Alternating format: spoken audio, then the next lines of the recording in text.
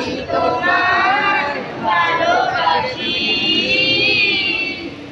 শপথ বাক্যের জন্য প্রস্তুত। আমি শপথ করিতেছি যে মানুষের সেবায় সর্বদা নিজেকে নিয়োজিত রাখিব।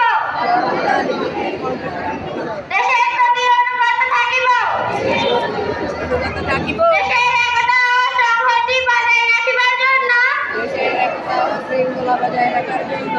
সর্বদা নিজেকে নিয়োজিত রাখিব।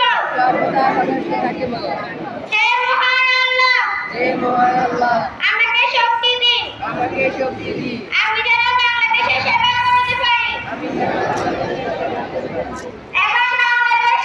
এবং বাংলাদেশকে একটি শক্তিশালী